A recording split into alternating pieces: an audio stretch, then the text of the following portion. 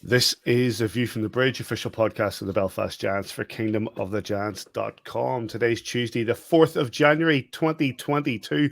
Happy New Year to everybody. You can get us on all your podcast platforms and on YouTube for all the news and views of the Belfast Giants and the Premier Sports Elite Ice Hockey League. The Belfast Giants closed out a 100% league haul for the month of December and then topped it off this past weekend with 14 goals scored and only 3 conceded as they battered both the Dundee Stars and the Nottingham Panthers. On this week's show, COVID. What's it done? What's it done and where do we go? We've got 4 games to catch up on. We'll focus mainly on the last 2.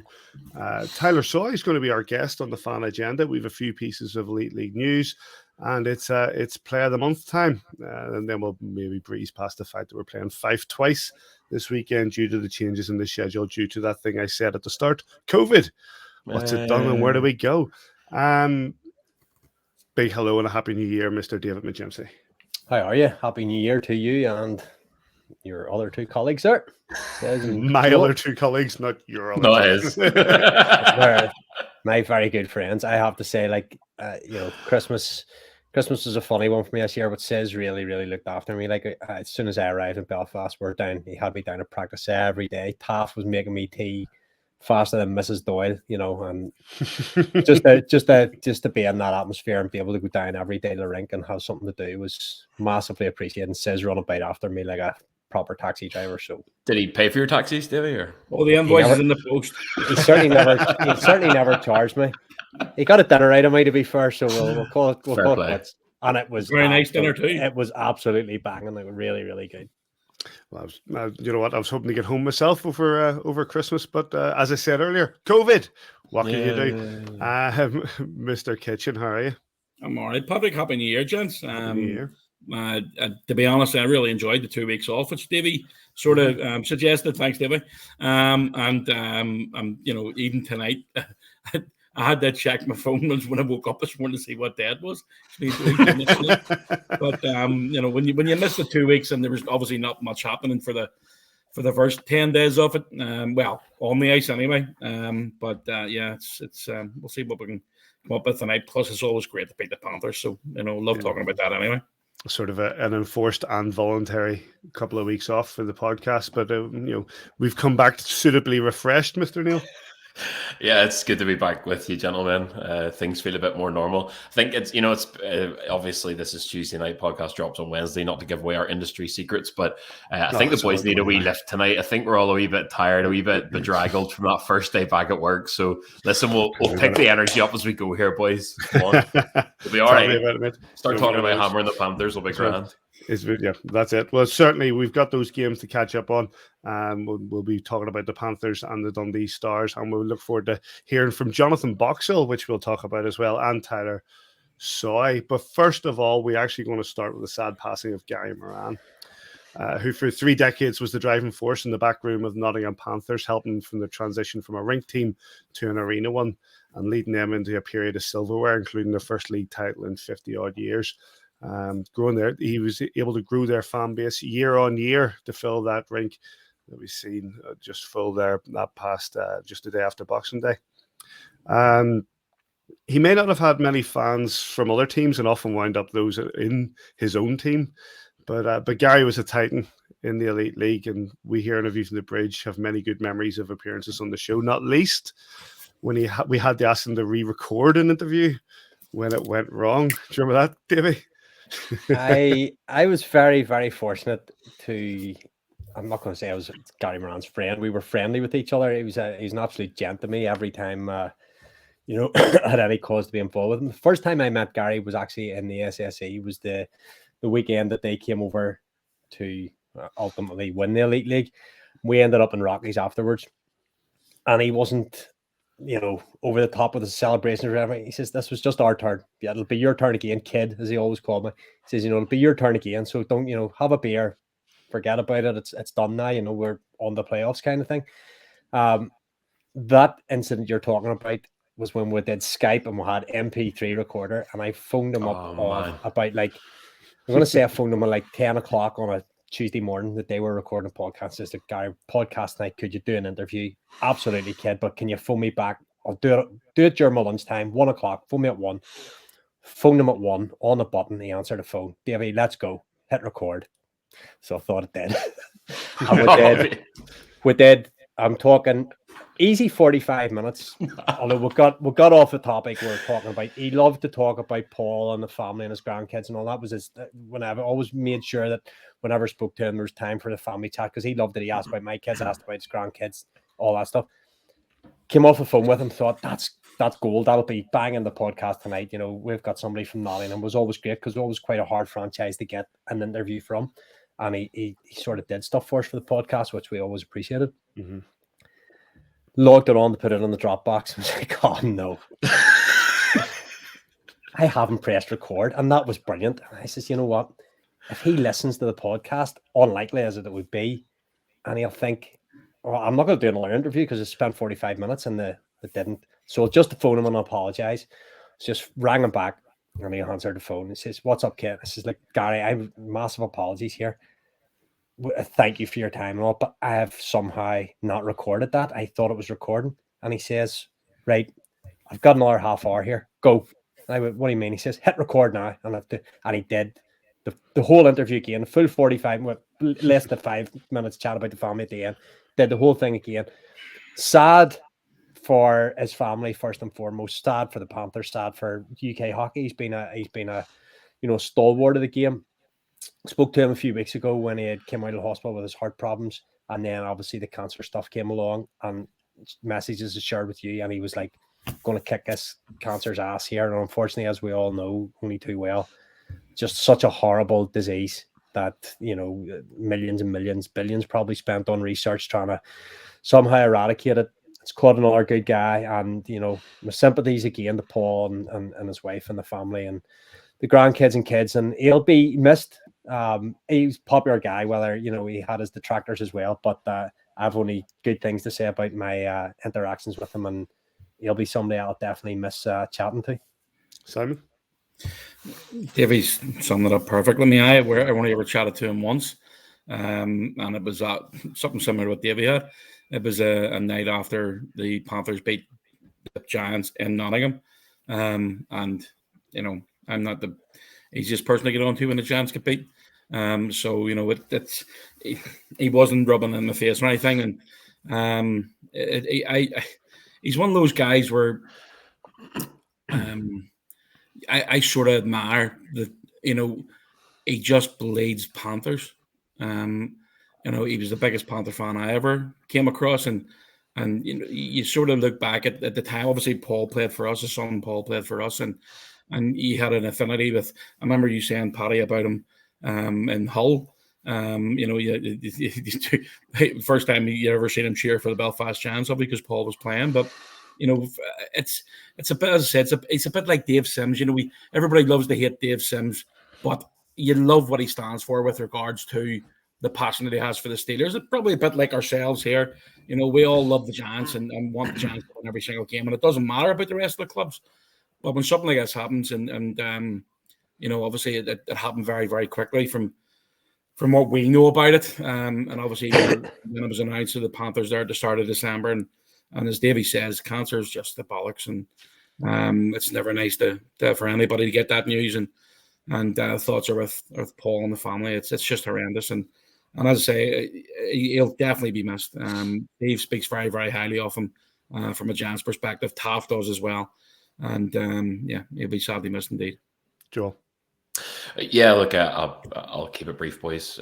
You obviously go further back and know him much, much better than I, but you know, you sort of inherit this cast of characters whenever you scratch the surface of the EIHL. You've got these kind of panto villains, really, be it sort of Dave Sims, GM the GM, Neil Black, whoever, you know, Tony Smith, got to get Tony in there. But I think the one thing that we probably don't admit to ourselves enough is that we have more in common with all of these people than we have differences. You know, the only difference is the shirt that we all kind of are passionate about. And I can't really sum it up any better than what the boys have. That's someone who was completely committed to his cause, completely committed to his club. He lived and breathed his club, and he enjoyed their successes, and rightly so, because he had worked so hard on making them happen. we're going to go on this show tonight and talk about dismantling the Nottingham Panthers, and we're going to enjoy it. But be under no illusion that if the tables were turned and if the late Mr. Moran was sitting with that victory, he'd be enjoying himself too. So in the spirit of the game and in the spirit of our league and the sport we all love, the league we all love and its cast of characters, we'll talk about those games. But you're always going to you're always going to pause to remember those kinds of guys that hauled the league on their back and made it what it was. Just a real icon of the game here. And regardless of his club, he's going to be sadly missed. Just to add Paddy, just before you go, Paddy, to tell you one other story. That first time I met Gary in the SSE and we had a beer and Rockies and whatever after, he says, anytime you're in Nottingham, just send me a message and you're sorted, I'll get you sorted. And I brilliant, go to the box office to get a ticket or whatever. And it was the day of the game. And I went, okay, for those tickets. He says, come and see me. You know the way you go in and you go up one level if you're going to boxes, whatever. He says, I'll be on that wee bridge. And every time I went to Nottingham, he was standing on that bridge already with a pass for me. Didn't have to go and queue at the box office. He said, all right, kid, there you go, round to the whatever, box 24, whatever it was. And he would stick his head in during the game. Everything all right. He was just, as good Joel said there, he lived and breathed the Nottingham Panthers just the same way we live and breathe. And as Joel said, a different shirt, same people, but, top man. You look at some of the stuff over the last number of years, you can go back, but in the advent of social media and the advent of YouTube and stuff like that, it was unmissable just because it was hilarious to watch. But checking it out with the GMB from the Panthers office, and it's still all on YouTube, go and see it. Because what you had there was Gary Moran, somebody who had a presence about him and who loved the Nottingham Panthers, was able to go out there and wanted to promote it and saw this as a platform to be able to do that. And that's what he went and done. To come back to the thing that Simon said about the Hull, I went to watch Belfast Giants at Hull, and this is when Paul was playing for the Giants. And I was the only one there, and I was stood there in the away end thinking, I'm going to be the only one here. And then up walks Gary Moran. I thought, and my first thing was, what on earth is Gary Moran? Oh, yeah. Right? And he came out and he says, and he kept referring to us Giants fans. He kept going, well, us Giants fans have to get behind the team. Us Giants fans, da. And we had a good laugh. We had a beer. We had a bit of chat about the game. And it was only a couple of weeks before there was a Nottingham Sheffield game in Sheffield. And he was, I was just chatting through the game. Really, really nice guy. Really enjoyed having a chat. And then the way things had went, I'd actually went to that Nottingham Sheffield game in Sheffield. I was going through that bottom entrance in the Sheffield arena the first one you see was to go up the steps. I'm in the queue to there and I get a tap on the shoulder and it's Gary Moran. My brain flipped the other way. I says, what are you doing at this game? I just looked at me and he went, I went, oh yeah, you're not a Giants fan. You actually totally got it wrong. You went, just give this. He went, don't worry about it. I went, that's fine. But we had a good laugh about that. And as you lads have said, the color of the shirt is one thing. There are very few men who are more passionate about their teams than Gary Moran has been for 30 odd years or whatever it's been, taking them from that small team in the rink to the team that are in the National Ice Centre in Nottingham and taking advantage of the opportunities that have given them. And he was always there, always ever present, and he'll be a massive hole that the Nottingham Panthers will very much struggle to fill in their backroom staff. To us, Gary's always gracious and accommodating, and we always thank him for that. And I'll just finish by saying our condolences do, as I'd say, go to the family, to the wife, and not least to Paul Moran, who once wore our own colours in Belfast and was supported by his own father. Right, and on that, we shall move on to COVID. Hooray! What can you do? The Giants were first hit by postponements when the Sheffield Steelers double was called off a few days before the league leaders were due to arrive. Since then, the Giants have had games against Guildford and Glasgow postponed also. And in the wider Elite League, there have been frenetic moves to fulfil fixtures as team after team have fallen foul to the COVID protocol. Some more controversial than others. Sheffield and Nottingham. You okay, mate? Right. Yeah, I'm fine. I had COVID. That looking at the Elite League website, I'm actually yet to find out what the COVID protocol actually is. However, the website also still shows that there are games on Free Sports in the 2019-20 season. So, yet we still estimate that there's upwards of 20 fixtures across the league, possibly near as many as 30 unfulfilled. And Simon, that's a big problem for the Elite League. It is. Look, Steve, and obviously with being in the organisation, inside the organisation, I see the effort and time and everything put behind it. And to be honest, there's nobody working harder than Steve and the other guys, other GMs and other owners of the clubs to try and get that sorted out. They are on the phone every single day. And that whether it's a Teams meeting or on phone calls. Obviously, we got a game this Friday, which was supposed to be Coventry, and it was changed over to Fife. There are other fixtures, but we have to rearrange, and they'll be announced pretty soon as well. So it's just a matter of, as I say, just trying to get dates to work around. They do have contingency plans in place. I don't know what I'd be allowed to say and what I wouldn't be allowed to say, so I'm not going to say any more than that. But by all, we all know that there's always somebody wanting to have a go at the EIHL about something. But in fairness to all the owners, all the GMs, and all the guys that are on those calls every day, they're putting the effort in to try and get it sorted. So it's one of those ones where, as I say, you're never going to keep everybody happy. I know if we had announced they're playing at Dundee Stars on Friday for the 8th time this season, you would have had somebody gurning about it. You're going to have to play them another time before the end of the season anyway. Yep. So it doesn't matter who plays. And I was sitting looking at the other day when people were complaining about games, such and such playing where I can't play Coventry, and then the Giants organization posted up with 4 games against Coventry in January. Yeah. I'm all for that, because that's going to create a better rivalry. It's going to create especially if something happens in that first game. If there's a bad hit, heaven forbid somebody gets hurt, there's a bad hit, you just never know what's going to want to carry over to the next game, which just happens to be, the Challenge Cup game. So I'm all for that. It creates a better atmosphere, it creates a playoff atmosphere. And you have to play these games anyway. So look, it is something that the Giants are especially, and the other clubs are working on. As I say, there'll be announcements soon with regards to those dates. I think, Joel, Simon makes a very good point on the fact that you've got the guys who are on the phone day in, day out trying to make sure that these fixtures are fulfilled. It's difficult for travelling fans, because obviously, I'm sure there were a number of Coventry fans who were travelling over for Friday's game, and now they're not going to get to watch it. That's just the way things are. That's the risks you're taking at the minute. But you see the amount of teams who are basically saying, right, we were supposed to play Coventry this week, we're playing Fife, we're supposed to play Cardiff this week, we're playing Sheffield. And it must be a massive headache to all of those GMs who are looking at their fixture list, looking at what's available, times that are available, and teams they have yet to play. I have another life in football in Northern Ireland as of this kind of year and a half or so, and obviously the domestic season happened last year, mostly behind closed doors with some restriction and whatever else, but for the first time I got a look at the sort of inside of trying to keep the show on the road, and that's a domestic league within a single jurisdiction. Can you even begin to imagine the difficulty in a league that covers 4 jurisdictions of the UK? Each of those different jurisdictions, have their own rules, their own regulations, their own change in infection levels. It's an absolute genuine miracle that this season is rolling the way it is, and that is down to the hard work of the people in the background of all of these clubs, and including the EIHL ownership board, whatever you want to call it.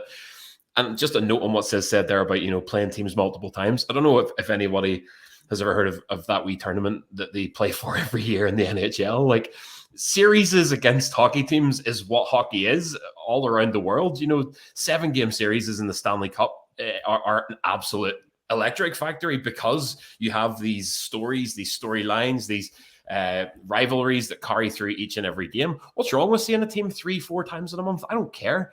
It's how many months ago now? I've lost track of time. Not very long ago, that arena was a mass vaccination center, and we were all sitting, not entirely sure if we were going to have a hockey team again. and it's a very, very short memory that the odd sort of detractor has. This could all still go away tomorrow. We're in a very, very volatile world. We're in a minority sport, regardless of how much better it gets, how much we love it, whatever else. In the UK, it's a minority sport, and it's volatile. It's been volatile in the past. You don't only have to look at the history of the EIHL. Prior to that, the Super League and what happened there. The fact that this show is still on the road and that we're putting on a domestic season is an absolute miracle, and credit to everybody that's making it happen. A good point there made by Joel, Davy, about how you've got, Cardiff not allowed to have fans at games behind closed doors. How long that's going to last, we don't know. How long that's sustainable for Cardiff, we don't know. Scotland reduced capacity, severely reduced capacity. I don't think the Glasgow Clan have played a home game since those restrictions have been brought in. England, where you and I are, you have full arenas. You have, I was going to say Manchester full. You've got Sheffield and Nottingham, playing to full arenas. And they're thinking to themselves, we can continue. It's just really, really difficult. And there have been times, you and I have had conversations with TV's Neil the Coach Russell, and about how much on an edge this season is. Some clubs that depend on those even small gates in Scotland, there maybe 1,500, 2,000 people, on a good night coming in, suddenly are reduced to 200 people. And you see the likes of Dundee Stars, and with a little help from Sheffield Steelers, not pushing their 50-50s online, any income stream they can get at all. Because let's be honest about contingency plans. I know Sis can't talk about them, and I'm only speculating, but at the minute, the only real thing that can happen is all these fixtures somehow get squeezed in, or you extend the season, or the season doesn't get completed. You cut off one fixture per team, whatever. It doesn't take a lot of brainstorming to work out some way of either reducing the season or extending the season. Probably some clubs around this league, or maybe all clubs around this league, can't afford to play the players an extra month. They're on a very defined budget. So a lot more will be known in the next, as we've said, that's for 18 months. The next 4 to 6 weeks is crucial and all, but it really is. The next month, most teams should have gone through their COVID protocol. If you believe everything from the scientists, you don't get it twice in 90 days or whatever. Teams shouldn't be going back into protocol. Most guys have had it. I don't know. Joel, there's a wee finger up in the air. I don't know, mate. You just carry on. Sorry, just real quick on top of that, the one thing we haven't mentioned is what's at stake here versus other sports of this sort of level in terms of attendances and in terms of the money involved. If I take it back to sort of domestic football that I sort of know now better than I did a couple of years ago, if the Northern Ireland Football League season stopped tomorrow, those boys drive 20 minutes up the road and they're at home, and that's it. Your overheads are whatever they are. It's loss of gates, loss of income. Every single team in our league has money tied up in players that they've brought halfway across the world. They've all put them in apartments. They've all given them cars. Their family are here. The money involved in making an elite league season happen is absolutely insane. And the work that's going on is because the danger is far greater than any other domestic league. The sort of long-reaching consequences of this all falling down, I dare to even think. The point is that there are very, very high stakes, even if you don't sort of see it yourself. Massive high stakes, massive money, a lot of volatility. And I think anybody that's making this happen, anybody that's keeping this season going, should be given a pat on the back and our thanks, to be honest. And I know a lot of it's the crack. I love taking the piss on Twitter as well. And people are having a laugh with it and whatever else. But I'm sure there are people genuinely whinging about it. Honestly, every weekend that we have where there's ice hockey played, the miracle continues. And please God, long may it continue. Every weekend there's people whinging about all sorts of nonsense. Literally all sorts of nonsense that are totally beyond the control of, you look at, I don't want to dig in too much of it, but you look at the restrictions that were brought in the other week and meant that you could only serve alcohol on table service, and people were up in arms about how they couldn't get booze at the arena, and they were literally attacking the arena, saying, why are you doing this? As if the arena don't want to sell you booze and make money out of it. Yeah. People just, there's so much going on at the minute that it's very, very difficult to keep tabs. And it's very frustrating for everybody. It's very frustrating for each and every single one of us, because none of us want to be living under this cloud and have all this sort of stuff going on. And the Elite League don't want to be jumping this way and that way trying to fulfill fixtures. They just want to have their league and the Challenge Cup and all that sort of stuff. Go on, Sam. You just would do what you said there about the the food and beverage to a certain extent. I can only speak for the guys at the SSE, but believe it or not, there's people giving the staff hassle for not serving them a pint. It's ridiculous. It's bloody ridiculous. We're abiding by the rules and regulations set out so we can actually put the hockey match on in safety. And if anybody thinks that the arena do not want to make money on beer, sweets, crisps, hot out of food, their mind, they're absolutely deluded. Yeah. That's a major income stream for not just the SSE arena, but for every other rink and for every other club around the league. So anybody that's thinking that is absolutely out of their tree, and they need to catch themselves on. The SSE arena are doing things by the book. Everything's right 100% by the book, as it's always been done. So if they're not allowed to serve beer at the next game and the next game and the next game, it's not because they don't want to. They have to abide by the regulations set up in the Northern Executive, or the doors will be closed and there'll be no hockey. And then you can go and stick your finger. Well, you know what I mean. You can just stick your finger up in the wind and see what else happens. Because if there's no hockey, then we're all going to be even grumpier than what we are now. Are we? It was suggested by Mr. Jackson on Twitter, Davy. Are we going to see that dreaded doubled up games ahead for the Giants to try to fulfill fixtures? Don't know. I think you can only double up games. You can't be doubling up league games for double points or anything. That's an absolute nonsense in terms of sporting integrity for the rest of the league as well. Do I see Challenge Cup games being doubled up? Probably not at this stage, because we're only one game away really from a semi-final and a final, which they'll maybe rejig the competition, rather than double games up. But I think we're too far gone for doubling games up. Wouldn't be a fan of it. No, Lord, there've been that many. There'll be that many. There've been that many disasters in doubled up games over the years that it's not something we want to see. Anyway, we'll see how the Elite League, the Giants, and everybody else deal with it. Fingers crossed, things can be resolved and we can move on with the season. And be that an extension to the season, be that a rejigged schedule, whatever. But we'll see an end to the season, because the Belfast Giants are on a bit of a roll at the minute. Let's get on to the games. Since we last spoke, there have been 4 games. 2 of those games were Belfast against Glasgow, which was a 5-1 on Boxing Day, and a 3-1 win for the Belfast Giants in Guildford on the 29th of the 12th. JJ Picknich with an absolute belter of a goal in that game. These games were also punctuated by the fact that Jonathan Boxill is one of our number, even temporarily, or was one of our number as we speak now. If temporarily, he joined us to play the games from Boxing Day or Boxill Day onwards. Just a quick note about that, Davy, having Boxy back in the team. It was lovely, and I was saying earlier there, I was able to get down to the rink for some of the practice and had a wee quick chat with him. He just loves playing hockey first and foremost, but he actually genuinely does love playing for the Belfast Giants, and you could see how emotional he was after the game against the Dundee Stars on, would have been Sunday, Monday, whatever day. So I'm says absolutely no idea Saturday. what day it is today, whatever day we played the Dundee Stars at home there, and he Friday. took the skate. There you go. You don't know, nobody knows. And he took the skate round at the end, and the camera zoomed into him nearly for the whole lap, and he was definitely pretty emotional about it.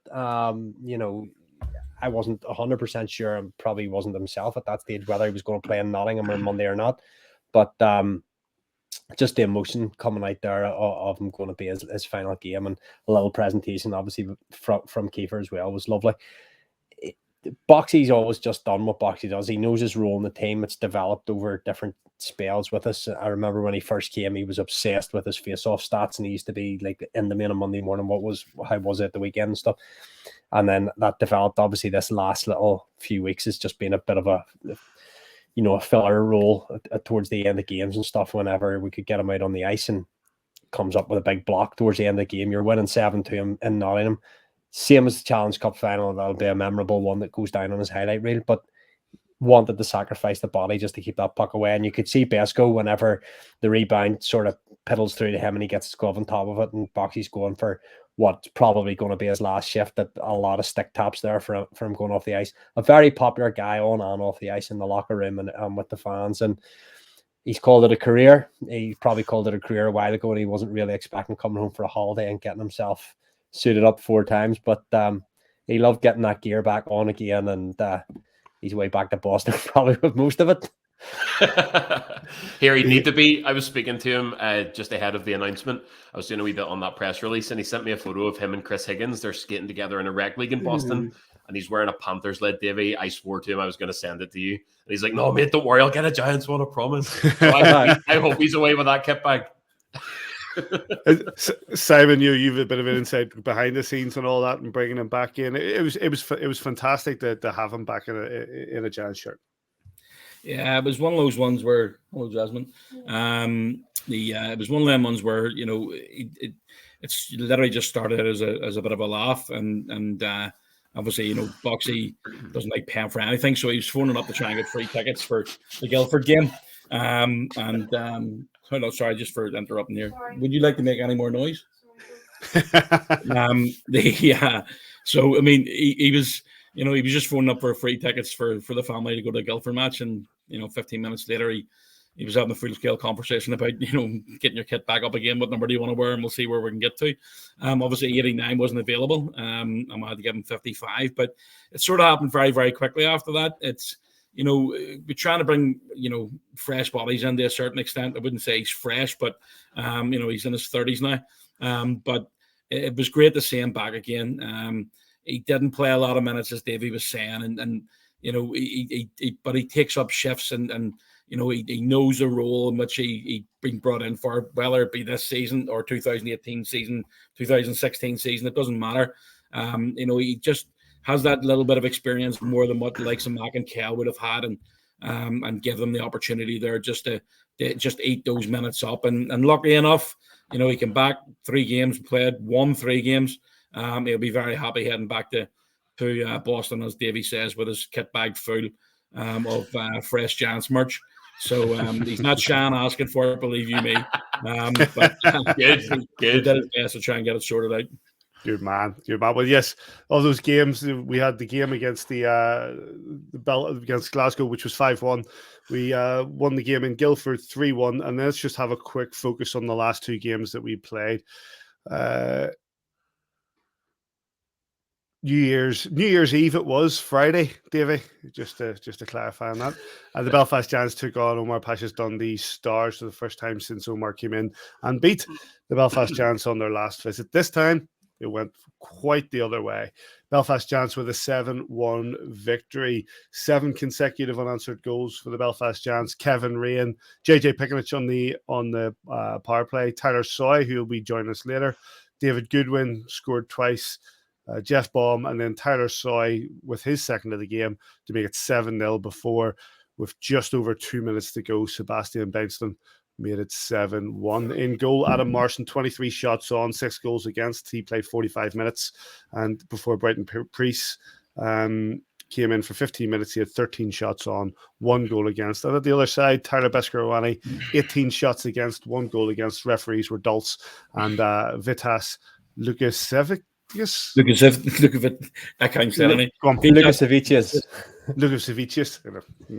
I never have to say it. This is the first time I've seen him referee. Usually on the lines, isn't he? Usually on the lines.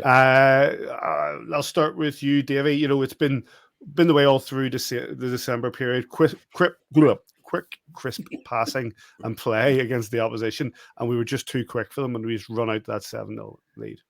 I think sometimes podcasts are nearly easier when you're going through a little bit of defeats, or things are up and down. At the minute, we're on an eight game swing or eight game winning streak, and it's sometimes hard to come up with superlatives because the guys are actually playing really, really well. We'll go back even 1 game previous to that in Guildford. There was so much to like about the Guildford game in terms of that game could have been finished in the first period, but for a little bit more finish from ourselves, and they hung around because we didn't put them away. We've ended up coming away with a 3-1 scoreline doesn't tell the story of the game, and then we'll go in and absolutely put, you know, Dundee away, and then you start to really get into critiquing, and you look for things that, you know, you can't just be positive about everything, but actually, you know, disappointing to concede the goal towards the end. JJ Pickett's goal right at the end of the first period is just a beauty. Steps away from the blue line into the top of the circle and just finds that top, not really an angle, but you know what I mean, the top corner of the right hand net.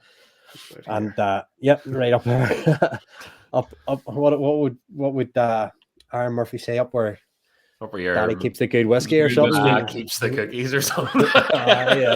So in terms of really, really nice goal, Soisy scores a lovely one from the feed from Laker at the end. He settles the puck down really well and just makes that wee move and opens Morrison up and just slides it in under. There's so much to like about the performance. I guess Soisy as well, scoring the one banked in off Morrison and then giving Luca, this is what you do, Luca, this is what you do, the V-task. So, you know, he was certain the goal was in. So there was lots and lots to like in that performance. Haas scoring for ourselves. Who was it? There was a thing, a bomber thread in from the blue line.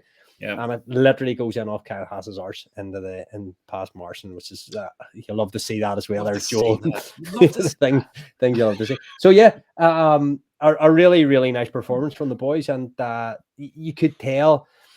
Don't like to go back to it. It says sitting watching practice, having a cup of tea with Says, and they were absolutely buzzing in practice coming up to that, and you just knew good things were going. And of course, we did a couple of bodies shy as well. Jordan Boucher, Slater Doggett, who'd been playing really, really well, and Bush has obviously been playing lights out coming into that sort of period. So, you know, bodies down as well. Not sure whether Gary was back for that game or not. I can't quite remember, but I think Boxy ended up playing nearly 10 minutes that night. So good money for charity as well there, because somebody jumped in and says, I'll pay £1 for every minute Boxy plays. So yeah, cheers to Kiefer for keep throwing him out there.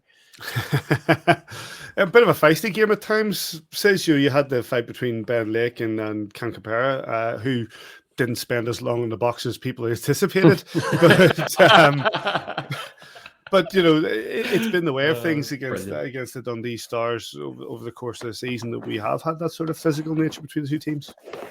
Yeah, I mean, again, we talk about, Joel mentioned about, you know, like a playoff atmosphere and playoff type of game. This season, we always talk about, you know, Omar Pasha always gets a result against the Giants every single season, and he does. Once a year, he does, yeah. You know, they come in and again, just to follow up on what Davy said, I thought they were really good. You know, being 2-0 up at the end of the first period, which Darcy and I talked about in between the periods itself, everyone, we are lucky to be 2 up. Now, that doesn't take away from the two finishes. You know, obviously Rayner getting a tip in front, and I'm pretty sure come off one of the defenseman's leg, and then, you know, you've got to take that puck luck when it comes along, because it will go against you at some point. We got the goal from Haas off off Haas's back. There was another one that took a deflection in as well. Morrison had a lot of rubber thrown at him, but you know, overall the whole game itself, and I thought we were brilliant. And even in the first period, I genuinely thought that the Stars played really, really well in the first 15 minutes.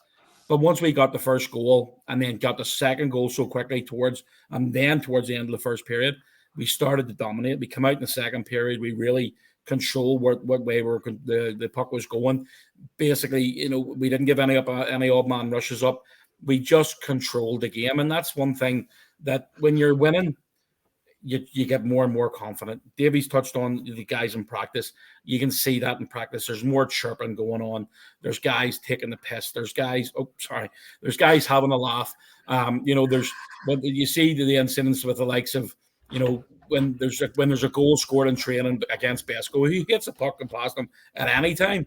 But when there's a puck goes into the net against Besco in practice and everybody starts cheering, you know that Besco's sitting there going, right, the next one's coming down the meter is going to get cut in half, or I'm going to make sure he doesn't get the puck past me. So that builds up a lot of camaraderie. It basically gets the guys all in because you're winning. You know, we talk about 7 games in a row there before and into the weekend, and I know some people got upset over it.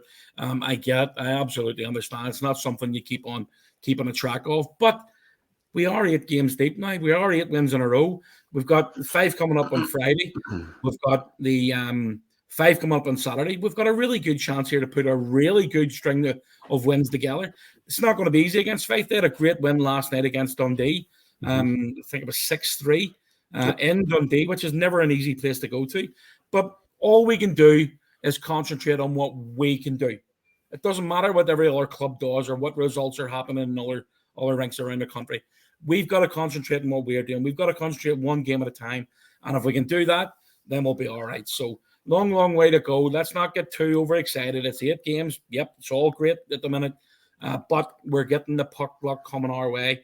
And as I say, you take it because you just never know when it's going to turn. If I can just follow straight on from that, Paddy. That you talk about us getting the puck luck, and we always talk about kind of needing a wee bit of the rub of the green to put a run together, and that's what championship teams do. But it's maybe a cliche, but that old line: the harder I work, the luckier I get.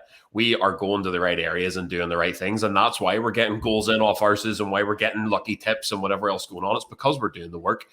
It's fascinating to see as well in the background, just off what Sis is saying. I'm not in practice, but I do get to speak to the coach after games. And Adam Keefe has always been the dictionary definition of never getting high with the highs and low with the lows. He is such a cool head, even with this run. He himself didn't know about kind of 7 unbeaten until it was talked about in media after that Dundee game.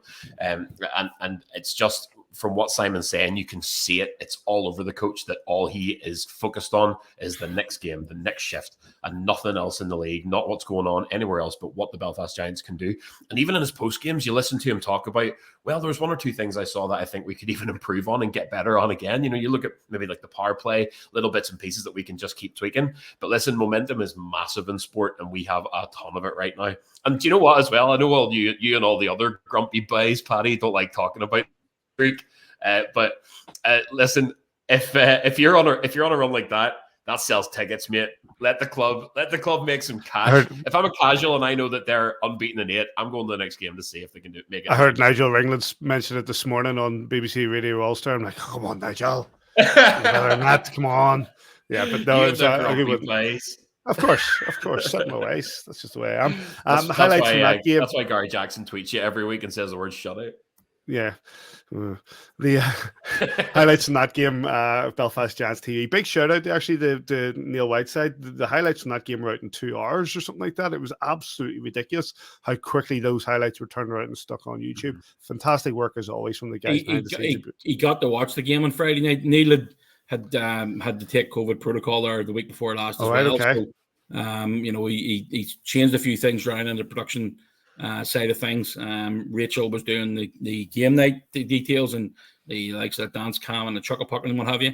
And Neil took over to basically watch the game and take the details down when there was plays happening, big saves, and that's what you get when the kid can do what he can do. And again, another brilliant highlight package. Outstanding as always. You get that on YouTube from Belfast Giants TV. And obviously the wee stat that came up with Paddy that the club now 23 years that they've never lost on New Year's Eve. Absolutely phenomenal.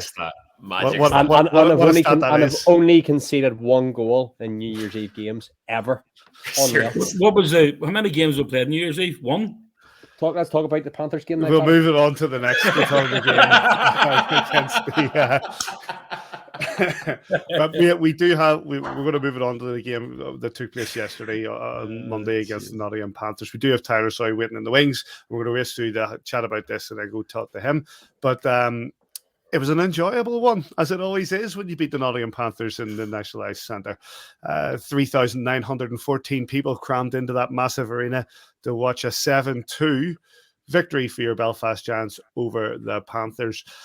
David Goodwin opened the scoring after only 25 seconds, and Scott Conway followed that up about 2 minutes later, and then Cam Knight followed that up about 2 minutes after that. They pulled one back in Mark Matheson before Ben Lake got the first of his 4. So the next 4 went to Ben Lake, and the only other goal for the Nottingham Panthers came from Matthew Myers. In goal, Kevin Carr, 34 shots on, 7 goals against, and in our net, Besco, 29 shots on, 2 goals against. Liam Sewell and Dulce were your referees. Simon, I'll start with you. Last time we spoke in this podcast, it was about a 5-goal victory for the Belfast Giants over the Nottingham Panthers. And we had a tweet in from a Patrick Smith in Manchester. He seems to have tweeted again, and he says, I wonder if you agree with him. Yeah, slap it up, yeah. You're missing out the 7-2 victory in the 12th of December as well, Patrick. So if you can get back to that guy in Manchester and tell him that he's that was a missing out, 5-goal victory. That was a 5-goal victory as well, mate. That's what I said. Yes, it was, absolutely. It's we've had their number this year so far. I think it's fair to say that the Panthers aren't the team that they always want to be, and we absolutely gubbed them. So you've got 25 seconds in, you get your first goal. That's the second game in a row where we scored in the first shift against them. Yep. The next shift out from that top line again, they got another goal. You got a goal a couple minutes later from Cam Knight, I think it was, wasn't it? Not too sure if it went the whole way through, but they taking a deflection in front. And again, that's where your puck luck comes in. And then it was a Ben Lake show. Lakers was absolutely outstanding. I keep on pumping his tires. I think he's brilliant. I really, really do think he's brilliant. He just doesn't shoot the puck enough. He obviously he decided to shoot it there at the weekend, last night, and coming up with 4 goals. But if you look what he's done over the last few games, he missed 2 games with that suspension. Then COVID hit, and obviously he didn't get back on the ice again. But you look at what he's done since then as well. Laker is top quality. I just don't think he gets the points that he deserves. But it's you just love beating the Panthers. I don't care where you play them. If it's home or away or a neutral venue, you just love to beat the Panthers. So it's just dominant performance. We talked about a dominant performance over Dundee. We talked about another dominant performance, even the 3-1 victory in Guildford, which we've sort of just glossed over. That first period in Guildford was absolutely outstanding. I think with something like 26 shots in the first period alone. So we're on a roll at the minute. The guys are playing really, really well. But to get another 7 goals against the Panthers, you gotta love it. It's just absolutely outstanding. You couldn't beat them enough. The 5-on-5. I remember we chatted through the game as well on WhatsApp. Says Joel, 5-on-5. The Giants were absolutely dominant. They got their first goal through a power play. They got their second goal on the back end of a power play. But 5-on-5, they were unable to touch us. Yeah, and there was maybe a brief moment where that game tightened up, but it really did not last for long, and it was just sort of taking a few back-to-back penalties. Do you know what it is, Paddy? This is the kind of moment that Davy Mcgee deserves to revel in, so I'm going to leave that to him. If I can just talk to you, one thing I picked up in the post-game, I thought it was really interesting. Tim Wallace, God love Tim Wallace right now. I mean, he's a beaten man. He's a he's a man under pressure. Not. Good. I thought what he was saying in his post game was interesting, though. He was talking about the fixtures coming thick and fast, and the fact that they are having absolutely no time to practice, and they need practice, they need time to practice, blah blah blah. And I'm so used to hearing coaches, and I'm pretty sure Kiefer has said it even just in my own post games and stuff before, that the best practice you've got is rolling on to the next game. The going into game tempo, staying on a busy schedule and staying at that speed is the best kind of practice you've got. That says to me that there are some real fundamental problems here. The Nottingham Panthers really don't have an awful lot of anything to build on right now. That seems to me like he needs breathing room to go and look at their systems, look at their lines, look at their personnel. It's not just we're on a bit of a slump right now. We'll keep plugging away and maybe turn it around. It sounds to me like he's saying the opposite of what I'm so used to hearing coaches saying. I hear that over and over and over again, that the best practice is more games. But I just think that the rot is in the foundations this year with that Nottingham Panthers team. I don't remember seeing them just as shaky and as clueless and headless as what they are. Just really telling from the coach the way he spoke. I agree. I think Wallace is in trouble. I think Doucette's in trouble. The Nottingham Panthers are not shy in throwing money at teams. I see a lot of their fans shouting about how they think this is a cheap team and that they've not invested in it, not invested enough. I think it's actually quite the opposite. I think they've invested as they normally do. It's just been poorly recruited, and they don't have a guy on the bench who's able to motivate them in the way that maybe Corey Nielsen has in the past. If you're going to pick up the coach of the Milton Keynes Lightning and think that you're going to get the Tampa Bay Lightning, then you're very much mistaken. And that seems to be what they have behind the bench. And yeah, they were trying to do a bit of a reset from the years of we spoke about Gray Moran being the general manager and the years of success he had with Corey Nielsen. But Corey Nielsen was the real hockey man who was able to make all the great decisions. And they brought in Guy Doucette, who's made decisions that he's made, and the players that they've brought in, and it's not working. They've lost some imports over the last couple of weeks, and the investment hasn't gone back in to bring in new ones. Well, that's down to COVID, or whether it's a decision by the actual management of the club that, looking at the team that they have, looking at the product on the ice, looking at where they're sitting and how they're falling, do they really want to put more money into this club with these two guys who are going to sit there where they're going to get nothing from it because they're not be able to turn it around? That's questionable. Fundamentally, I just go back to what you two gents said. It's just good to beat the Panthers, Davy. Yeah. I can't remember who was on the other. It was after we beat them 7-2 at home. Was it Bush? It was Bush, on, yeah. And I was saying, like, anytime you beat the Panthers sort of by 5 goals, you've made an old man very happy. And again, last night, but to go on to what Joel said, fundamentally, their defensive system is brutal. Their net front coverage is appalling. You take possibly bar the Lakers one where he's fallen and scores as he falls. As 4 goals, all he had to do last night was get open in front of the net, and that's what we did very, very well. The boys went and got open in front of the net. You add Lakers 4 goals together, you wouldn't be at the dots. He's done them all from the top of the blue paint, and right from the start of the game, Goody gets that first one with a lovely feed, and then the second one comes from a defensive giveaway, and it gets its way into Collins. Cam Knight has lots of presence in front of Carr, and he shoots through it all, and then you come up with Lakers 4 goals again, all just getting loose in front, and the Panthers were awful. If we were critiquing that from a Belfast Giants and we were leaking goals like that, you'd be really, really worried about where you were going to end up. You'd be looking at your playoff position already and going, are we going to make a postseason? And for this stage of the season, for the Nottingham Panthers and that Galacticos, as they're always, the Facebook Galacticos, they always put together, that's an expensively assembled roster who are not performing for a coach who is under big, big pressure. I'm actually going to now bring in a man who was involved in the game yesterday, just to give us his take on not the Nottingham Panthers, but more a case on how the teams, the Giants, performed over the Christmas period, and most notably in the game yesterday. An assist for one of Ben Lake's goals. 2 assists in total from Davy. Sorry, I'm looking at the Elite League website. He only was down as 1. But please welcome to A View from the Bridge, Tyler Soy. How are you, sir? Hey. Hi, guys. Can you hear me all right? Yeah, we can hear you, absolutely. Awesome. Yeah, thanks for having me on.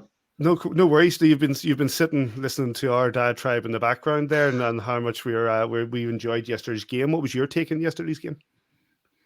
Well, I think you guys, basically said it all. We had a really good start, got out to an early lead, had a good first period, and then just Laker took over, and he put 4 goals in. And when somebody scores 4 goals, it's kind of hard to lose a game. So I think overall the team played well. Obviously they were successful on their power play, but other than that, I think we shut them down and we played really well ourselves. That's 14 goals in the last. Obviously, we can go back, but that's 14 goals in the last 2 games. 2 for yourself the other night as well. We're scoring very freely at the moment. Yeah, I mean, I love it. It's awesome when the boys are able to put the puck in the net like that. But I think you guys touched on it a little bit. But one of the things that Kiefer's been saying and that we've been doing a lot more is just having a good net presence, getting around the net. A lot of the goals that you've seen, especially in the last, 5, 6, 7 games, a lot of the goals are coming right in around the net in the crease, or shots in the point with a couple bodies in front of the net. I think we're just going to those dirty areas to score, and it's been paying off really well. So, hopefully we can keep doing that. Davy, you're on mute. Standard. Sorry about that. Amateur mistake, Davy. Amateur podcast, mate. How's it been for yourself, Tyler, since you've came in? There's been times where it's gone a wee bit up and down for this season, but you're going through a rich vein of form, it would seem, at the minute. Yeah. Sorry about keep clearing my throat here. I mean, I'm happy with how the last little stretch has gone individually, but it's just nice that the team's winning. Like you guys mentioned it, like the practices, everything's just better when the team's winning. So to be able to chip in a little bit more offensively and actually put some pucks in the net and set some guys up, it feels really good. Obviously, the first half of the year didn't really go the way that I would have hoped on an individual level. Obviously, I think the team's doing great, and hopefully we can continue the run that we're on. But things are feeling good right now. Tyler, I want to just touch on what you said there about the start of the season. You didn't think you were personally you weren't going too well, but it's a big move for you. It's your first time playing overseas, and it does take that little bit of time for some guys to settle in. How easy was it, or how hard was it to settle in coming into a different country? Obviously, it's I would say it's it's an English speaking country, but sometimes we don't really get what we say. But how easy was it for the transition from North America to the UK?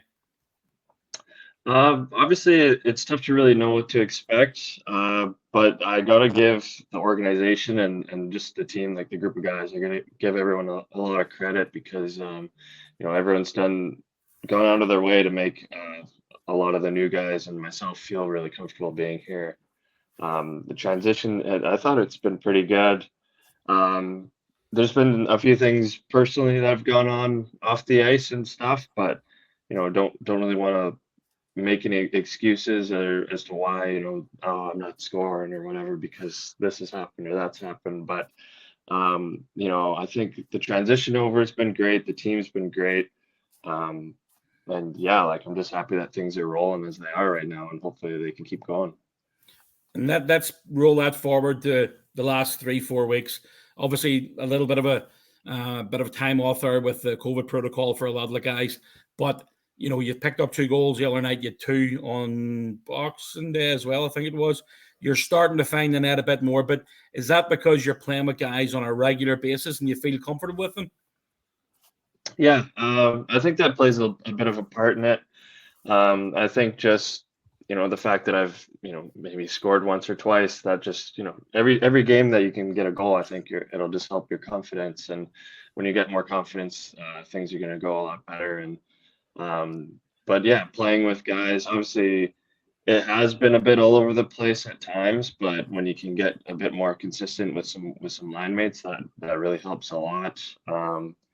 And I think overall, everybody's been playing at quite a high level in the last couple of weeks, and it's been paying off. Like you're seeing, obviously JJ and Scott, and when they're playing with Goody or whoever it is, they've been producing like crazy. They're having a great year, and other guys like I've finally been able to chip in a bit. Dogs has chipped in a bit. Laker just got 4 goals. Like it's everybody down the line has been producing a lot more as of lately, and it's just it's a fun time right now.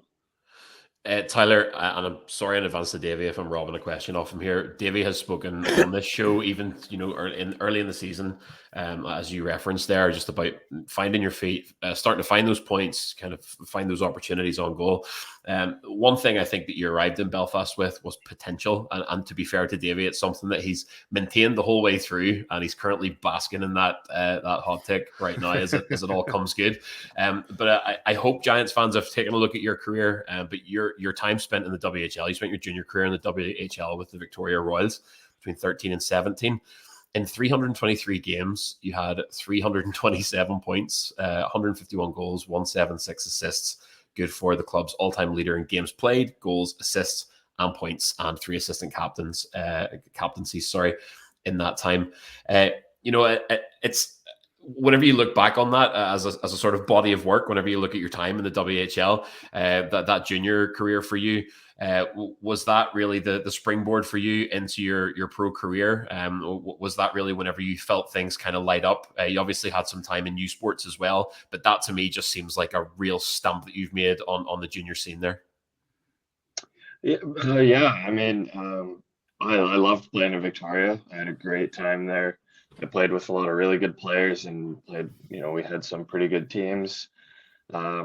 didn't really go as far in the playoffs some years as I would have loved to, but I can't say enough good things about playing in Victoria, and yeah, I think that has definitely helped me, prepare and continue my journey on towards playing pro.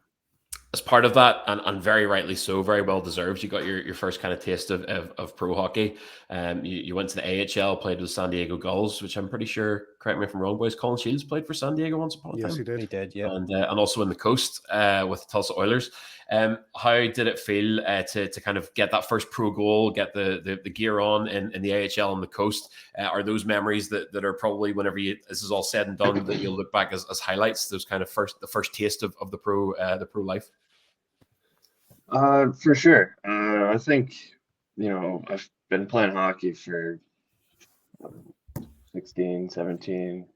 Probably even more than that, but many years. So when you really look back across it all, there's obviously little moments here and there from minor hockey into junior and into like you're saying, those first couple of games pro or scoring or just a number of different things. But yeah, there's definitely a few of those games, a few of those moments that I think I'll remember forever. And lastly, for me, sorry boys, I know I got a lot of questions from Twitter, but how many of those assists were no-look passes from behind the net? Because that will be a Tyler Soy for the rest of my time following this Heist Hockey Club. It's now got a name. How many? That's bound to be your thing.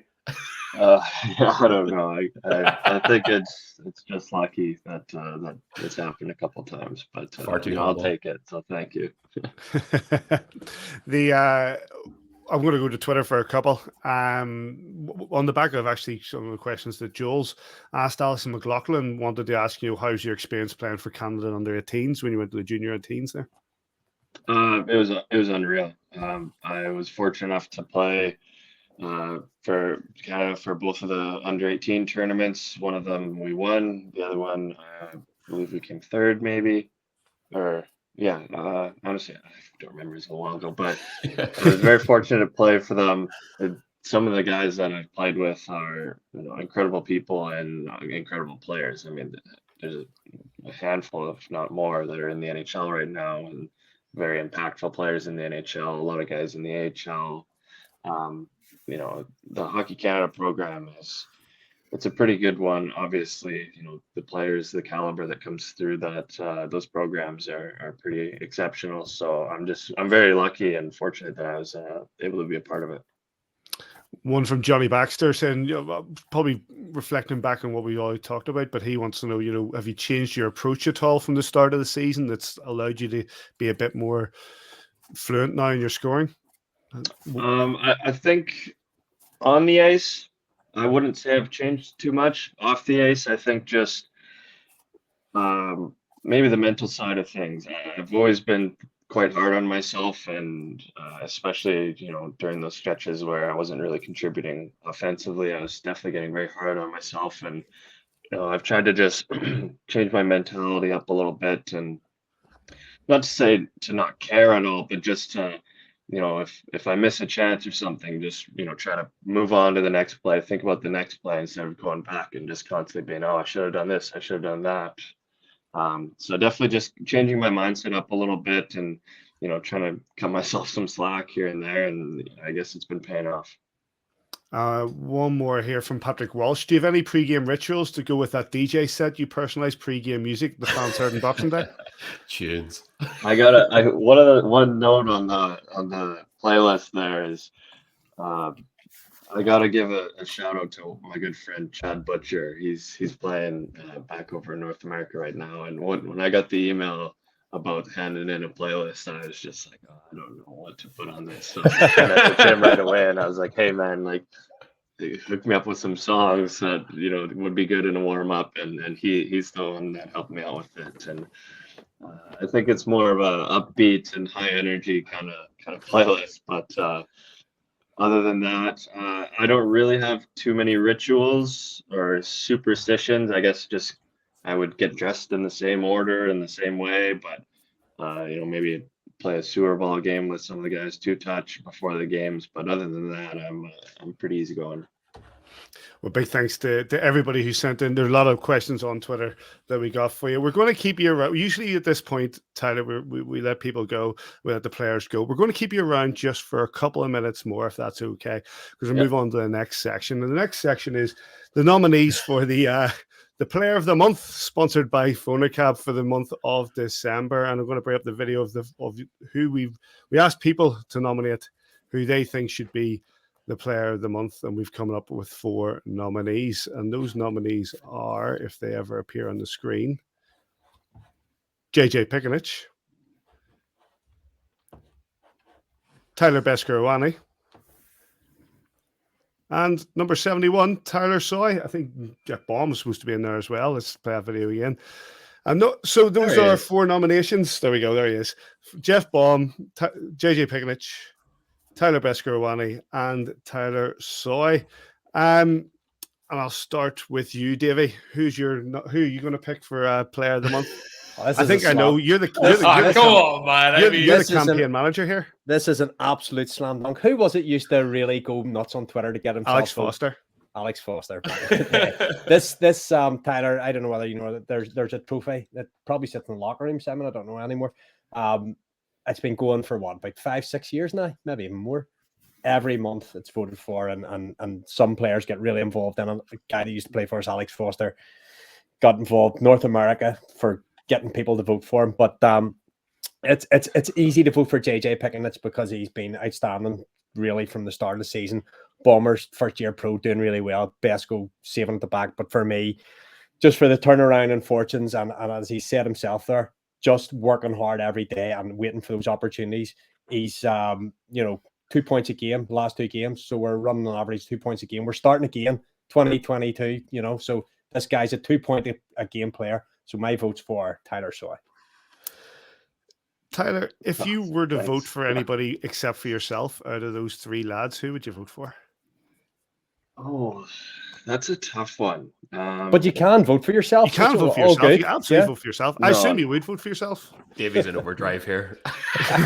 Also remember, Soji, you've got to also remember that some of the boys listen to this podcast. Oh, yeah. Okay. Well, JJ's my roommate, so if I don't say him, then but and also he's been having a phenomenal year.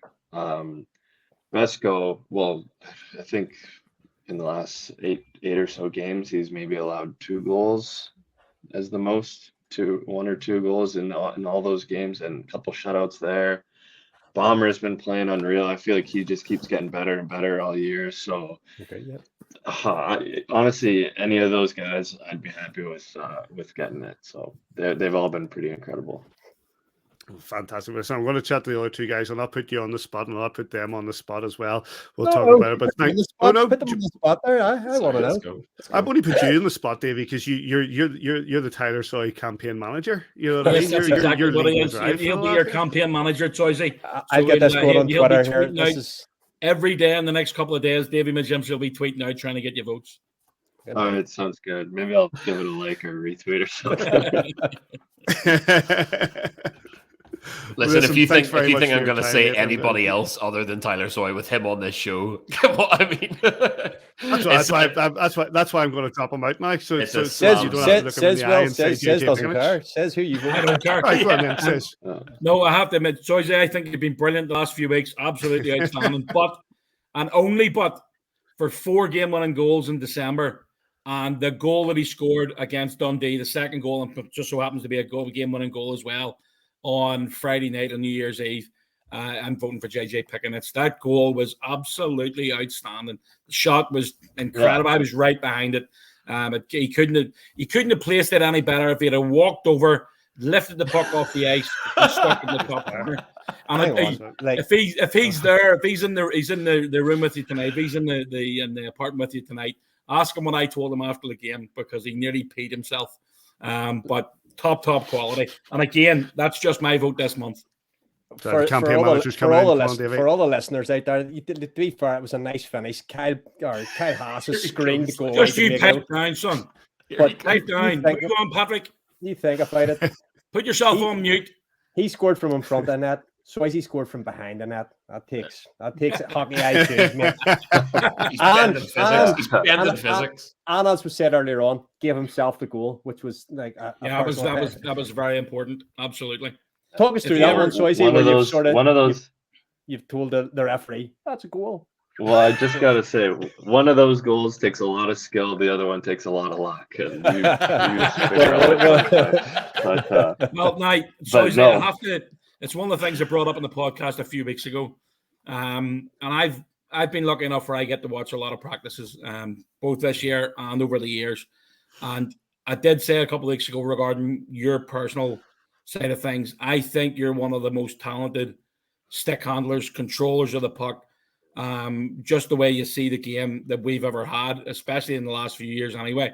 I mean, what you can do with it. And I'm just waiting for the day to do what Trevor Seagrass did a few weeks ago and get somebody, big Mark Cooper out front that batted in, or a Michigan goal. I'm just waiting for it to happen because I know you're going to give it a go at some point. But honestly, I think you're top quality. You'll get, if you do give it a go, you might get his vote. But until then, JJ Pickenich. So, tough. Well, no, I appreciate the kind words, but I don't know if I'll be trying that. We'll see. We'll see. Go on, Joel. Go on, Joel. Look Tyler Soy in the eye. Tell him you're voting for somebody else. Go on. Do it. If you think I am going to surrender any sort of respect I have on this show and tell Tyler Soy that he's my player of the month shout just because he's here, you'd be absolutely correct. Tyler Soy. Happy days. Nailed on. What about you, Patrick? I'm going to say exactly the same. I'm voting for Tyler Soy. Whether that's true or not, whether that's true or not, I'll decide when I make my vote. But Tyler Soy, absolutely. Listen, Tyler, thank you very much for being a good sport on that, and you've been playing brilliantly. Keep it up, and good luck this weekend against the Fife Flyers. Awesome, thanks, guys. I appreciate you guys having me on. It's been fun. Cheers, thank you, mate. See you soon. Top guy. Thanks very much to Tyler Soy for joining us. And yes, the Player of the Month award will go online at 9 a.m. on Wednesday and will be online until Friday at 5 p.m. Go to A View from the Bridge Twitter at twitter.com/AVFTB and choose yours from Jeff Baum, Tyler Beskarowani, JJ Pickenich, or Tyler Soy. As for your Phonocab Player of the Month, big thanks to Phonocab as always for sponsoring the award. And we'll move onwards, gentlemen. We're actually going to go back a little bit and talk to Mr. Jonathan Boxill. Jonathan Boxill, back at the SSA Arena after the 5-1 victory over the Glasgow Clan, and you must be glad to put a jersey back on again.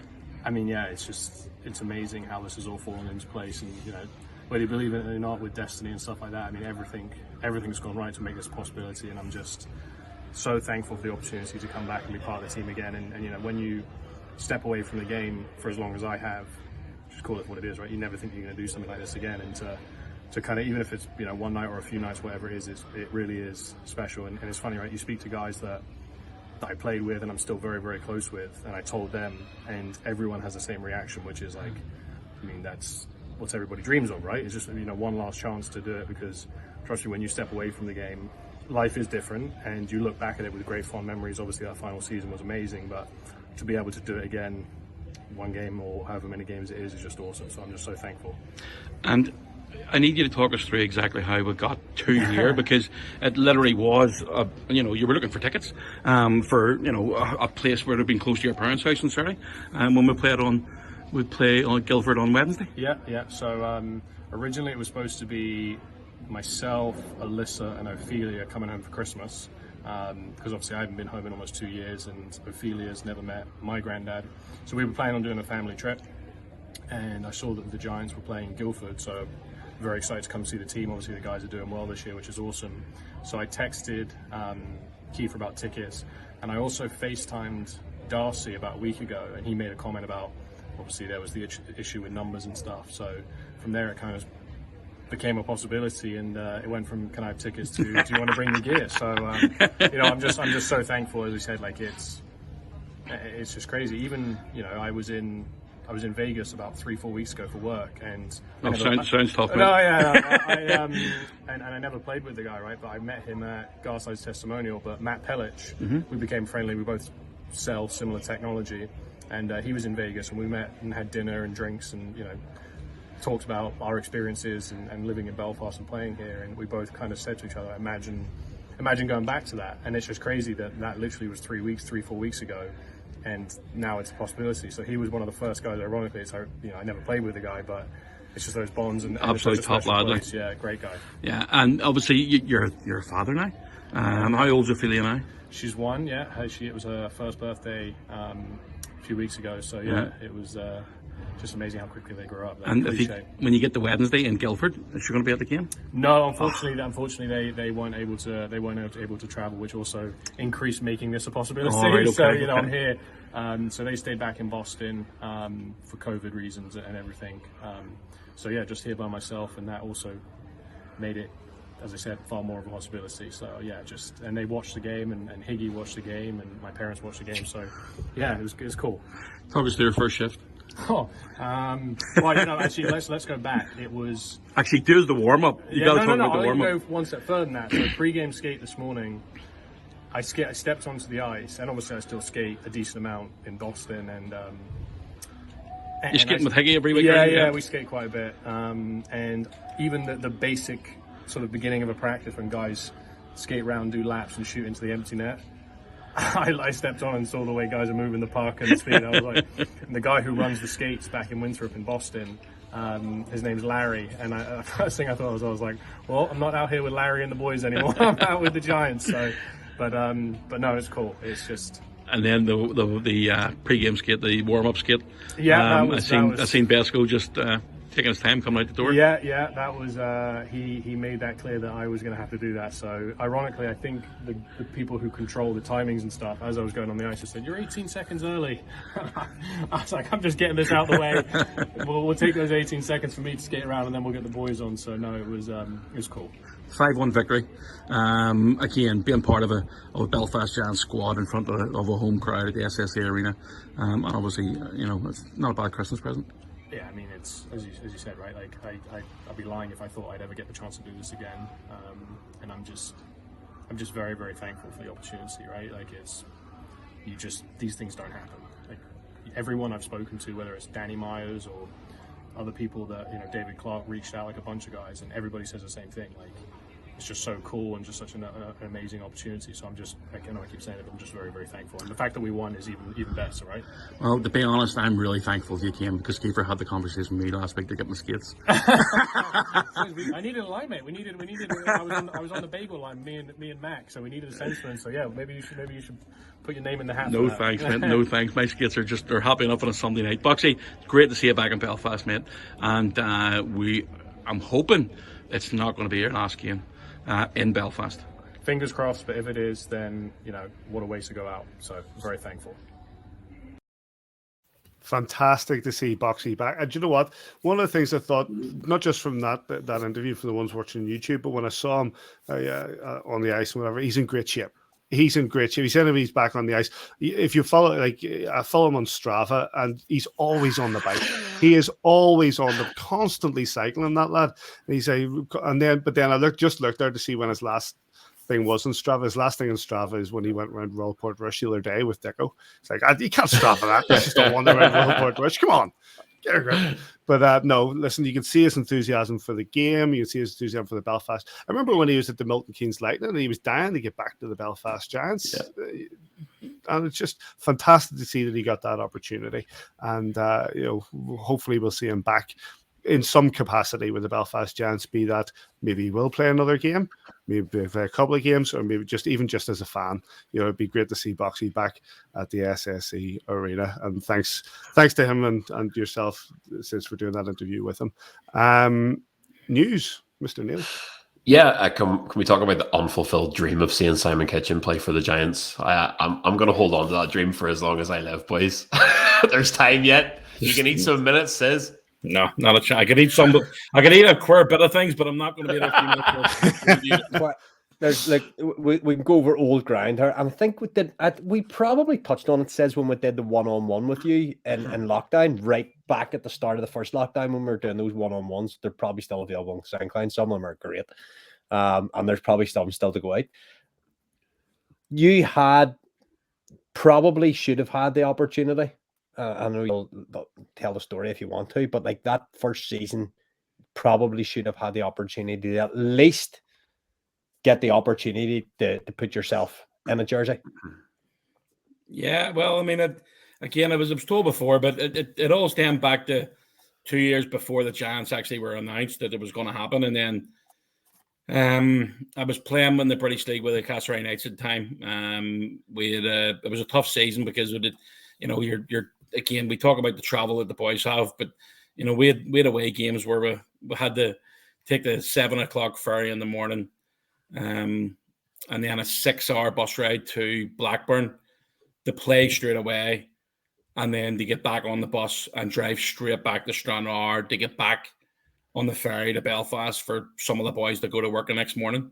So it was a tough ask. It wasn't just Blackburn, but Whitley Bay and there's obviously a Scottish teams and all as well. But all the glamour spots. I had a conversation. What's that? All the glamour spots. All the glamour spots. You know what, mate? That's so right. You talked about a few weeks ago about Fife being one of your favourites. There's so many good ranks. I mean, the Whitley Bay rank, Paddy, you live just down the road from it. I mean, spent a lot of time there, yeah. Oh my God. I mean, it's incredible. Concrete quarters. I don't know. Do you remember the old Durham rink? Yeah. I've played in Durham as well. And it was bloody cold down there. You used to have to wear a duffel coat under your jersey. It was crazy. But look, I had the conversation with Bob Zeller in the David Lloyd Club in June 1997, and it was along the lines of, "Yep, we want you to play. We've heard all about you." And Dave Whistle was not to be the coach at that point.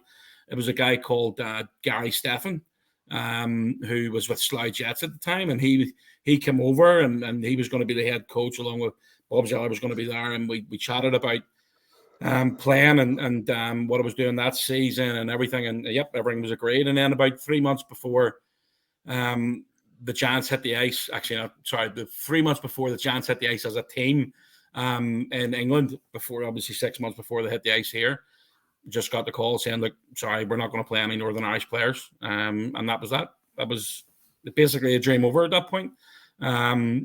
We had another opportunity about 4 or 5 years later when it was Elite League, and Dave Whistle had a look at us, and again, I was probably 10 years too old. But look, it is what it is. I'm delighted to be doing what I'm doing now with the Giants, and would have really liked the opportunity. To be honest, I don't think I would have let myself down, and I'm being modest and probably a wee bit more. What? It's not like me, no. But I reckon I don't think I would have let myself down, and I think I would have put a lot of bums on seats because I wasn't afraid to get stuck in. So it is what it is. And we did get the representation from the likes of Gareth and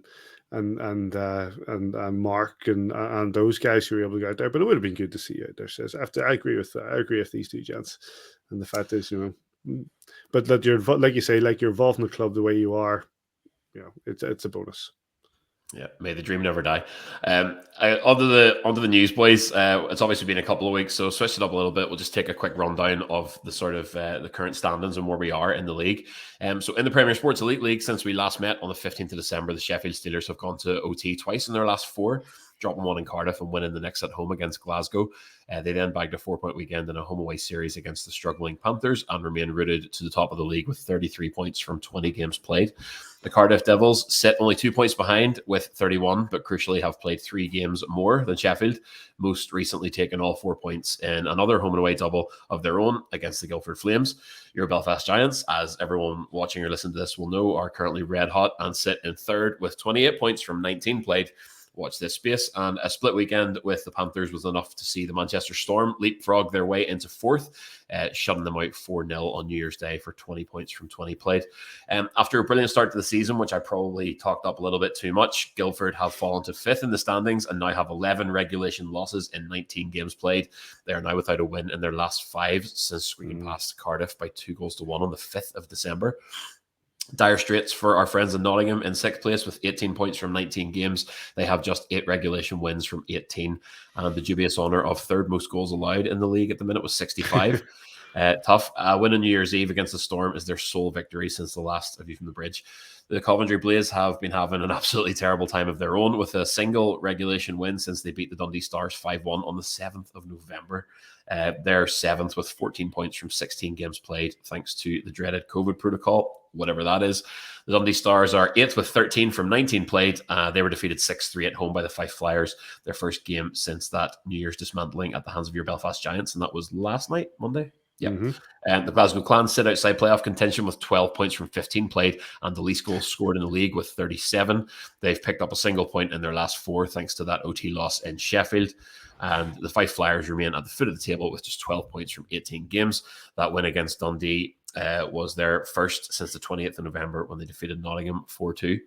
And am I being corrected as we go here, boys? Is that what's going on here? No, it's a good statistic from Davy there. Davy, you're on mute, but do you want to throw that stat hit me with it, Davy. I can see it on the screen, but hit the people.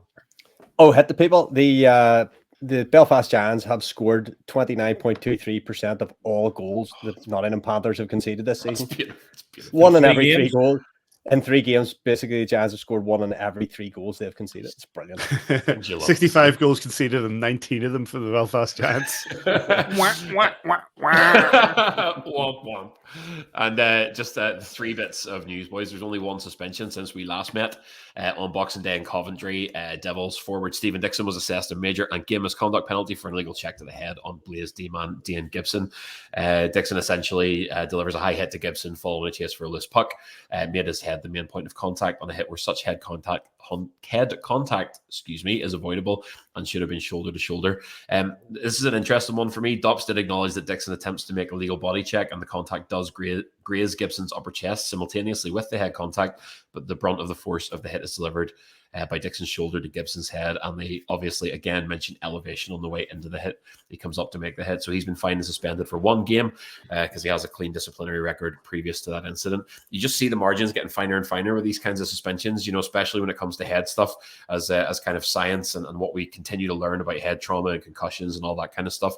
It's just interesting that they acknowledge that he did actually, his attempt and his intention was to make a kind of legal body check, but he came up and hit the head. But that's the only DOPS since we last sat here, boys. David Brawl has taken that well-trodden path. Good evening, John Kurtz, and retired from pro hockey to join the Oakville Fire Department in Ontario. The big man played for the Coventry Blaze prior to the COVID-19 shutdown and appeared in 11 games this season after some time in the ECHL during lockdown last year. And then finally, a general one on restrictions. It's a whole mess, and we're never going to cover the detail on postponements and whatever else, but the Cardiff Devils continue to play behind closed doors in Wales due to local COVID-19 restrictions and faring only slightly better in Scotland with the Glasgow Clan. They would have had to have conformed to the Scottish Government's restrictions of 200 people total, and they've postponed this Thursday's home game against the Steelers as they await news on financial support. The Fife Flyers are going ahead, as far as I know anyway, on the internet tonight before we come on to record with this Sunday's game against your Belfast Giants, and the Dundee Stars are currently in COVID protocol, so who knows. But it goes back to what we were saying earlier, 4 jurisdictions, different regulations, an absolute nightmare, and a tip of the cap as always to the boys and girls who are keeping this show on the road this season. Can I come in with one as well? The game between the Cardiff Devils and the Guildford Flames that took place behind closed doors just the other day. The referees didn't show up, and the first period was refereed by David. Who was it? Oh, Michael Hicks. Michael Hicks back in stripes. What a comeback. You thought Johnny Boxill was the miracle comeback of Christmas. Did you watch it at all, Joel? Did you see the... No, mate, I saw nothing. So he drops the biscuit for the first face-off. It's zoomed in, he's got the hand up, and he drops a biscuit, takes 1 step, down, scrambles about like Bambi a wee bit, gets back up. Whoa! And we don't have the tape on this show right now. Standards are slipping right here. If you go to Twitter, I see Deez has got it on his Twitter, wherever he got it from. So wherever he got that from. No idea. Not that is news, Patrick. Your Lord. The bit where you talked about, you just mentioned Big John Kurtz. Yeah. He's going to the same fire station as Kurtzy. He's going to Get Oakville away, Fire seriously? Station. Yeah, Curtsey's in Oakville Fire Station as well. Could you imagine giving a false call to them two arriving at your door? You're going to get That your is bag dropped in very mad. quickly, like Broll and Didn't know it was Kurtz the same coming to your two Two door. big lads coming at you. Absolutely Absolutely. units. But it is a well-drawn path. The only, like, you look at, I think Mel Mel Angelstad. Angelstad went that way as well. So Yeah. one comes Yep. immediately to mind. Again, somebody if you're not going to give a false call to, Absolutely. beating the living daylight out of you. But nope, fabulous stuff. Right, thanks, Joel. 2 games this weekend, Friday and Saturday, both against the Five Flash. Friday, 7 p.m. at the SSE Arena. It was supposed to be, of course, the Coventry Blaze, but they are subject to the COVID protocol, whatever that is. So they will not be playing. Fife have stepped in, and it's a 7 p.m. face-off at the SSE Arena. Or if you can't get to that game, join Mr. Kitchen on Giants TV. And then we're over across the RC in the Kingdom of Fife to take on the Flyers again at the Fife Ice Arena in Kirkcaldy. And that's at 7:15 on Saturday. I'm sure that'll be on Flyers TV with their fabulous commentary team. Brief, I'm going to leave you out of it, Davy. You're on mute. You're sitting back. You Yeah. don't like part of this. I think he's trying to tell us something. I think he's trying to tell us something. Don't tense. Put him out, Paddy. Let's close it, mate. So go on, Joel. You tell us. 2 games against Fife. Well, I don't know if you've heard, Patrick, but the Giants have been winning a lot lately. They've actually put a bit of a run together. I don't know if it's appeared in any news, media, marketing, whatever. Now, look, we have covered the things that are going well right now throughout this show. And all we need to do, all the boys need to do is keep that momentum, keep the train rolling. And Adam Keefe, by his post-game interviews, by everything he's saying, and any media that I see him in, his sole focus is on the next one. Nobody is looking at the bigger picture. Nobody's looking at the table yet.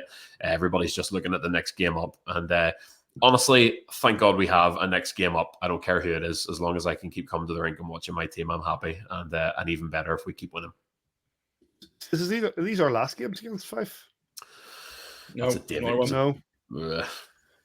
Still got some to one come. more. Yeah. One more after this I one. think I have a funny feeling it might be the last home game of, I think it's the 3rd of April. Something in my head, it's the 3rd of April. I think you're right, actually. It's right. It was one of the last home games because the last games currently are 2 against Sheffield away, aren't they? And then, so I think you're right, thing just before Fife. But Fife, you said it yourself earlier in the show, they've found a little bit of form.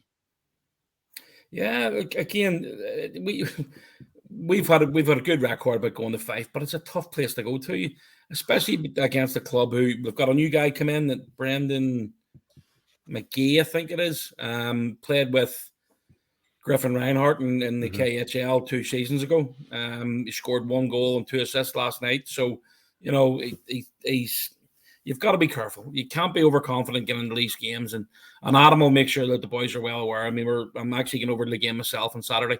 We're taking the ferry over early morning. Hopefully get prepared and make sure everything's done. But you've got a game on Friday night, first of all. So it's Friday night's the most important one. That you've got to get the result. You've got to put the performance in. You've got to prepare properly. And if we can do that, then we've got a chance of winning. So that's the most important thing. Absolutely. So those 2 games, as I said, Friday, 7 p.m. at the SSE Arena against the Five Flyers. And then we go over and face the very same team in their own barn, 7:15 on Saturday. You get that on Flyers TV. And you get the Friday game. Well, you can get it at the arena. Get yourself down there. Good tickets still available. Or if you can't follow it there, then join Simon on Giants TV. Any other business, boys? I'll give a quick happy birthday to Christine Mcgee. Christine's birthday this week, and Blake and the whole family continue to be in our thoughts. Blake's taking a bit of an extended stay across the water in hospital, getting the help that he hopefully needs. But Christine, Andy, Pixie, the whole lot of them are just absolute warriors, and they are never far from our thoughts. So hope to see you back in the arena soon, Blake. It's not the same without that family there. Seen Andy and Pixie the other night. They were at the game. We're at the game anyway, but they seen Boxy and had a wee chat with him after the game as well. So it's great to see them back at the arena as well. So, but you're absolutely right. I mean, there's so many people find it difficult to go through this, and I've seen a tweet from Ethan McLean family as well. He's having a tough time and not feeling great at the minute. So thoughts go out to him as well. So it's this bloody thing's doing. It's getting to everybody now, and it's approaching 2 years. It's about time it just put itself in the wee bag and pissed off. So it is what it is. But again, look, guys, we've got to keep on going and do our best to get through it. You know. I've just want on that, just on the same note, just want to quickly about young Davy, who was obviously over at the Nottingham Panthers game, and some of the videos and photographs on that you saw from the clip of Goody walking past him after warm-ups. I nearly cried. Unbelievable. The comment that came from Michael Owens is absolutely correct. You know, we always talk about players who get it, and and sometimes that's overused, sometimes it is, but in that respect, Goody got it nailed on. He knows exactly how to treat these kids with the respect that they deserve, and you show the enthusiasm. And there they are. The players are going out for the warm up, and they're there high fiving, showing them the excitement and feeding off his excitement to be there. The videos and on the Twitter for young Davy, fantastic. Well, you can find them on the View from the Bridge Twitter. We've retweeted, and we'll do that again. Get yourself a look at that, because it was fabulous to see. Real heartwarming to see a young lad like that and his family going out to follow the Giants in Nottingham, and to get that 7-2 win. I'm sure it was very sweet as well. And a wee shout I seen on Longer's Twitter that Stevie Lee was instrumental in sorting a lot of things out there for the family. So what Joel did, club captain cap tip. So thank you, Joel. Absolutely. Is that anything else, boys? Last note is just what an amazing tribute to those who are no longer with us that the Giants organization put on before that last game. Saw some familiar faces and some very sadly missed folks. But that was a real moment and a real touch of class from the organization. You could feel the atmosphere, just how much that meant, and full credit to everybody who made that happen. It was awesome. Yeah, obviously Davy's grandmother was in there with a big trophy. Amazing photo. It was absolutely brilliant. Yeah. It was. I obviously didn't see that prior to the game starting. I saw the video the Giants put up of everyone in, and it's still, even though I had sent the pictures of Mcgee and different ones that I took the trophy around that day, even though I'd sent them in, it still took me a wee bit of wasn't sure whether the picture was going, and then Mcgee comes up on the big screen and all. It does still get you in the guts, and you see wee Fee, and you see different ones that you've seen around the arena over many, many years. You're no longer with us, and I know every year we have, certainly when we're at the playoffs, we'll have a wee drink for Barry and different ones that have gone. And I said on Twitter the other day, they all might be in the rafters, but we take them everywhere with us, home and away. Giants fans, past and present, are all part of the fabric of what makes this club great and what makes us all support the same team. And sad that some of those people are no longer with us. And I used to say Mcgee never seen the Giants in her life. Probably had zero interest in ice hockey, but every Sunday when I went in their house, how did the Giants do last night? Brilliant. Because she loved the Giants, because I loved the Giants, and that's why I loved her. And it's great that all those people are remembered fondly by our fan base. Indeed, a touch of class from the organisation, but no less than we've come to expect from the Belfast Giants over these last 20 odd years. And a fantastic note. Go on, Simon. There is one thing. Sorry for jumping in, Paddy. The Giants announced tonight that they're doing a couple of twilight skates after some games. So the first one's this Friday night. The next one's next Friday against Cardiff. And then, is it the 30th? I think it's the 30th. Sunday the 30th as well. So twilight skates, get your skates on. Davy, get you back for your skates on. They're not team skates, though. The curse. They're not team skates, okay? Because somebody got me to go through the stats. And I'll be there. What's it? I was going to say, we're talking about a streak, and there's a team skate on Friday. I'm just like, there's too much going on here that I just can't. My whole we'll be wearing black shirts. I just can't handle it. Can't handle it. Thoughts and prayers to Paddy and the Grumpy Boys. Superstition. This old Giants fan has too many superstitions. Just bear with me. Phil there for a second, Paddy. Okay. So there was actually something I was going to say.